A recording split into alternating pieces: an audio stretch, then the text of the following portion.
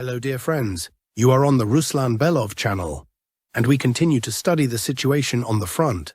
Let's open the map. So friends, I want to ask, how are things going with the powerful and most elite unit of the Ukrainian armed forces, Azov? How are they doing? Did they manage to repel everything? Did they regain control in the Doorelia direction? Not at all. What if I tell you that part of them fled, and because of that, the Russian army not only regained some positions, but also advanced another 5 kilometers. Actually, more than 5 kilometers, taking positions they hadn't reached even at the peak of their breakthrough. And this isn't just words. I have excellent footage of Azov fighters fleeing their positions. They tried to escape in a pickup truck, but a Russian drone caught them. They panicked badly. 1 KIA, several wounded. We'll come back to this moment later. I'll show you everything in detail and explain what happened in the Doorelia sector. But let's start from south to north, because in the south, the Ukrainian armed forces suffered a massive collapse. Just take a look at this. What do you think? To make it clear, this whole shaded area is over 55 square kilometers. That's what the fighters of the Vostok grouping accomplished in the past day. So let's go step by step. What happened here? First, the fighters recaptured Malivka, a village in Dnipropetrovsk region. Let me remind you, there were already reports and even footage confirming the capture of this village at the end of July, on the 26th, if I remember correctly. But a few days later, the AFU managed to push Russian forces back, and for several weeks the village remained in the grey zone, under neither Russian nor Ukrainian control. But now, not only did they manage to fully secure the village, they advanced another 3.15 kilometers from it, reaching the next village, Kherson. Second, from Shevchenko, the line of contact was pushed back 3.5 km, bringing Russian troops closer to Kamyshevaha. From their current position, the village is less than 2 kilometers away. And as you can see from the shape of the front line, it's clear on the map, the village is already semi-encircled, blocked from the north, east and south. So very soon fighting will begin there. Third, the fighters advanced more than 7 kilometers, entered Dnipropetrovsk region from a new direction, and immediately captured another village there, Orikhiv. The total area taken under control here is 55.1 square kilometers.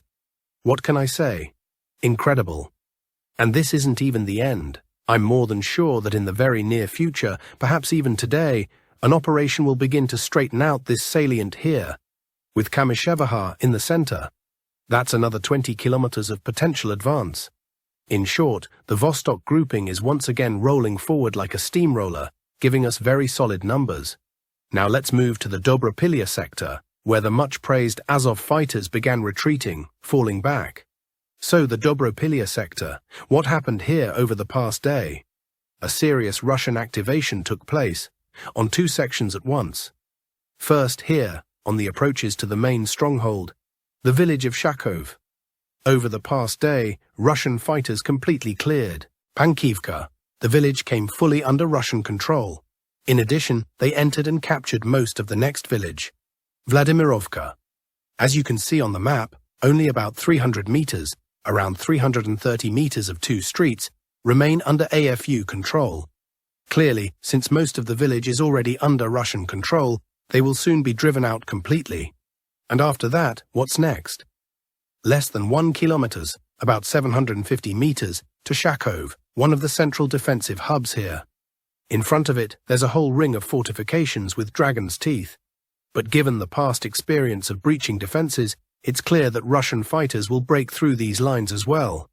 But an even more interesting situation is unfolding to the north. Look here. Recently, the Ukrainian armed forces reported that they had completely driven Russian troops out of Zoloty Kolodets. Well, what's happening now in reality? Russian forces have once again taken part of Zoloty Kolodets, and moreover, advanced 5.5 kilometers from it, reaching a new village they hadn't approached before, Petrovka. And not only did they reach it, but they entered and secured the southern outskirts. It was along this very road that I got footage showing Azov fighters who had been in Zoloty Kolodets, fleeing, only to be caught. Of course, we won't indulge in overconfidence. The fact that they are moving forward again already speaks volumes.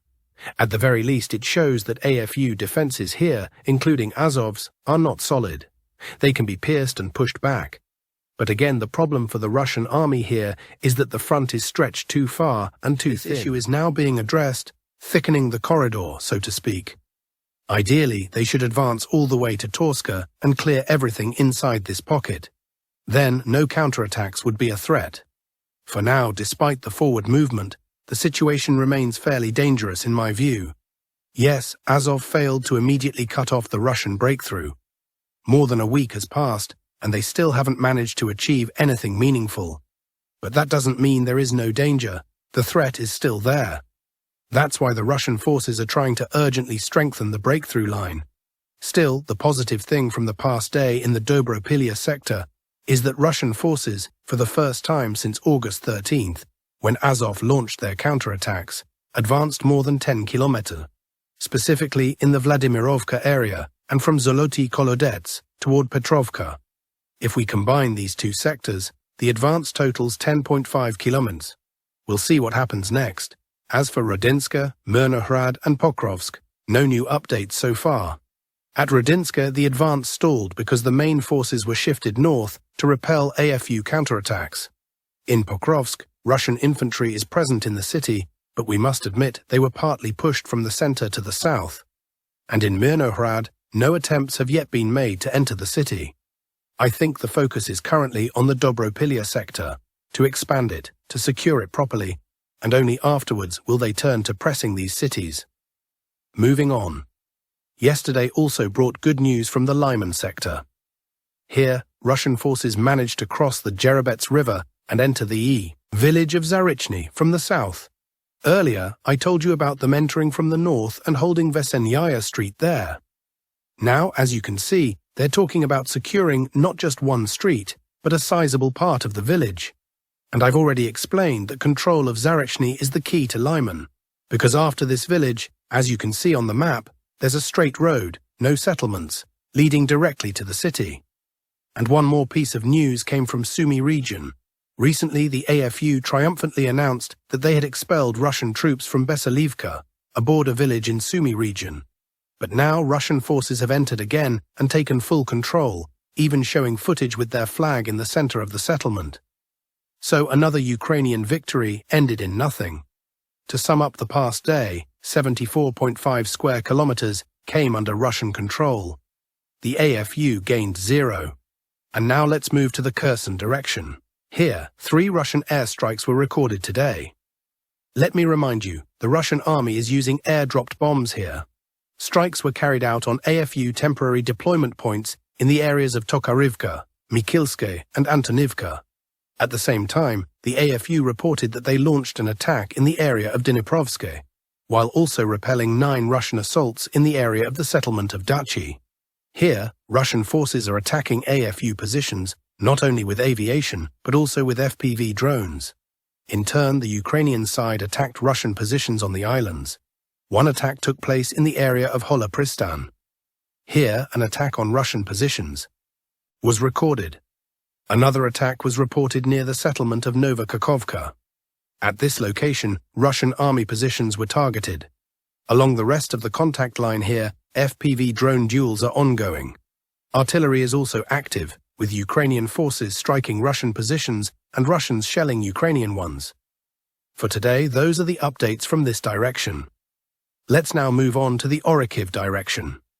On the Orikhiv front, fighting has intensified almost along the entire contact line today. Reports are coming in from all sectors. We begin with Mala Tokmachka. In the area of Mala Tokmachka, Ukrainian positions were attacked. Russian forces used FPV drones to strike a Ukrainian temporary deployment point. In turn, Ukrainian troops carried out strikes on Russian positions near the settlement of Novopokrovka. Russian forces also attacked Ukrainian positions with airstrikes. At this point, an aerial munition strike was recorded. As for Orikhiv itself, Ukrainian positions were targeted in the southern part of Orikhiv, and also in the southern part of the settlement of Novoandriivka. In turn, Ukrainian troops attacked Russian positions near Nesteryanka, in the northern part of Nesteryanka, as well as in the northern part of Robotyne. FPV drones are actively operating here, but infantry is not advancing for now. Russian positions were also attacked near the settlements of Stepov, Mali Sherbaki, and Kamyanske. In response, Russian forces struck Ukrainian temporary deployment points and reportedly targeted FPV drone crews near the settlement of Stepnohursk. Several strikes on temporary deployment points and FPV crews in the northern part of Stepnohursk were confirmed today. That's the news from this direction. Let's move on to the Julipole direction. On the Julipole front, there have been significant developments in favor of the Russian army today. As you know, Malinivka recently came under Russian control, and it was reported that attacks were underway toward the settlement of Poltavka, as well as Russian movement from Levadny toward the settlement of Olhivske. Near Poltavka, no major changes were recorded today, but near Olhivske there are significant gains for the Russians. All the territory marked in red today came under Russian army control. Yesterday, this section of the front line also shifted under Russian armed forces control. The advance here was up to 4 kilometers, and according to some reports, Russian forces have already entered Olhivske and are now engaged in fighting for the settlement.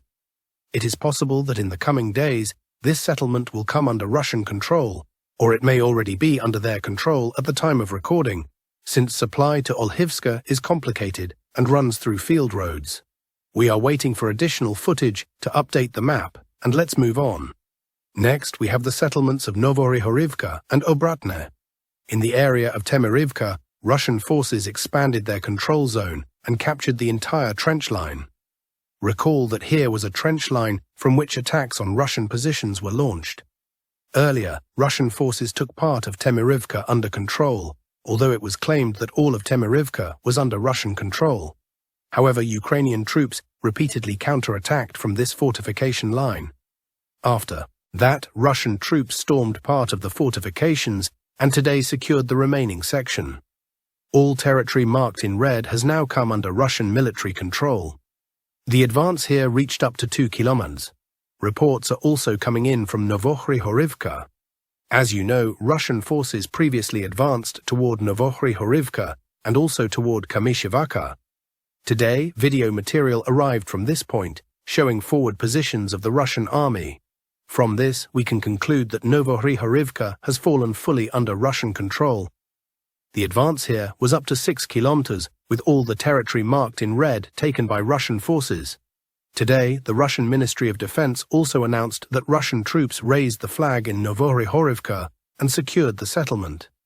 As a result, Kamyshivaka is now effectively cut off from supply, since its main supply route passed through Novorihorivka. There was also a direct supply road from Shevchenko, which has long been under Russian control, and Russian troops were already advancing toward Kamyshivaka from there. Additionally, Russian troops advanced from Volnepol toward Kamyshivaka.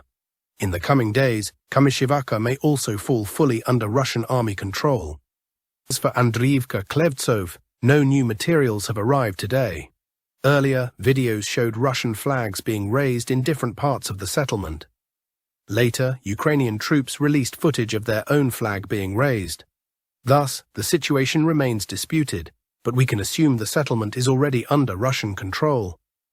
Once more video evidence arrives, the map will be updated. For now, the northern part is a grey zone, the southern part is under Russian control, and it is reported that the pocket between Andriivka Klevtsova and Oleksandrorad is being cleared. Now let's move on to other changes on the map. As you know, earlier Russian forces attacked Ukrainian positions from Zeleny High in the direction of the settlements of Ivanivka and Filia. Today, reports state that Russian forces expanded their control zone east of Novokatska. All red-marked territory has fully come under Russian control, with advances up to 1 kilometer deep. It is reported that Russian troops have crossed the Volchya River here and are now attacking Filia. Recently, there was also information that Russian forces crossed the Volchya River near Ivanivka and tried to establish themselves on the southern edge of the settlement. However, no confirming evidence was provided, so the map remains unchanged here. Possibly, these were small Russian sabotage groups operating in the area. Moving further on the map to Kotlyarivka and Moravka, Russian forces are expanding their control south of Moravka and moving toward the supply road. Recall that this is the border between Dnipropetrovsk and Donetsk oblasts. There is also a supply route from Novopavlivka to Moravka. Earlier, Russian troops captured Novonikolaivka and tried to storm Moravka, but failed because Ukrainian forces had established supply lines, defensive positions inside the settlement, and fortifications along the oblast border. Therefore, Russian forces are now maneuvering around Moravka from the south. Most likely, they will attempt to cut the supply route to Moravka and then take the settlement under control. This was similar to what happened with Orikhiv. Initially, Russians failed to storm it from Troitsky, but later bypassed from the south and captured it. As of today, the advance here reached 2 kilometers and all red-marked territory has passed under Russian armed forces control. On the Siversk front, Russian forces are advancing and clearing the pocket between Serebryanka, Ivanivske, and Vyimka. Starting with the southern part, Russian forces cleared the pocket between Ivanivska and Vyimka. This was a Ukrainian defensive line, possibly cleared long ago, but only today video evidence confirmed that the area is under Russian control. All red-marked territory has passed to Russian forces with an advance of up to 500 meters. Another pocket between Serebryanka and Verkhnyo-Kamyanska is being cleared. Today video evidence confirmed progress here, with Russian gains up to 2.5 km. All red-marked territory has been secured. Another section between the Serebryanka forest and Hryhorivka has also come under Russian control. Russian forces are also reported to be advancing in the Serebryanka forest. According to some reports, Ukrainian troops remain in the southwestern edge of this forest, but the majority of it is now under Russian control. So, that's all for today's updates from the front.